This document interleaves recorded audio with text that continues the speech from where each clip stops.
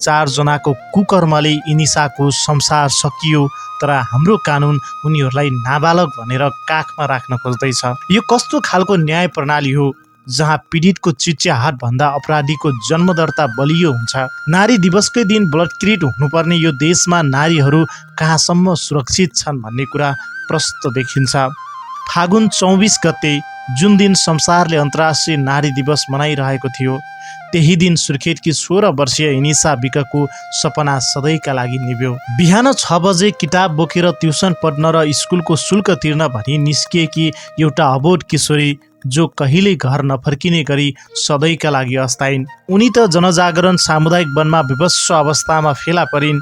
शरीरभरि निलदाम, हातका सुराहरू फुटेका, कपाल लुचिएको र शरीर घिसारिएको अवस्था। इनिसाको त्यो हालत देख्दा ढुङ्गाको मन हुनेहरू पनि रोए। उनकी आमाको एउटै प्रश्न छ, मेरो छोरीको के थियो दोष? के गरिब र दलित हुनु नै उनको अपराध हो? अहिले अपराधीहरू नाबालकको बहानामा कानुनको छिद्रबाट उम्किन खोज्दैछन् भन्ने सुनेको छु, तर के 16 वर्षको उमेरमा क्रूर बलात्कार र हत्या गर्नेलाई बालक भनेर उन्मुक्ति दिन मिल्छ? के न्याय केवल उनको कागजमा अड्किनुपर्छ? यो केवल एउटा हत्या मात्र होइन, यो हाम्रो समाजको सुरक्षा व्यवस्था र न्याय प्रणालीमाथि ठुलो प्रहार हो। यदि आज इनिसाले न्याय पाइनन् भने भोलि अर्की कुनै छोरी सुरक्षित हुने छैनन्। इनिसाका हत्यारालाई कडाभन्दा कडा कारबाही होस्, अपराधीलाई राजनीतिक संरक्षण बन्द गरियोस्।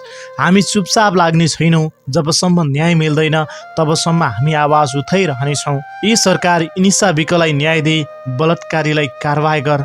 दर्शकबिन, यो भिडियो कहाँबाट हेर्दै हुनुहुन्छ धेरैभन्दा धेरै सेयर गरिदिनुहोला।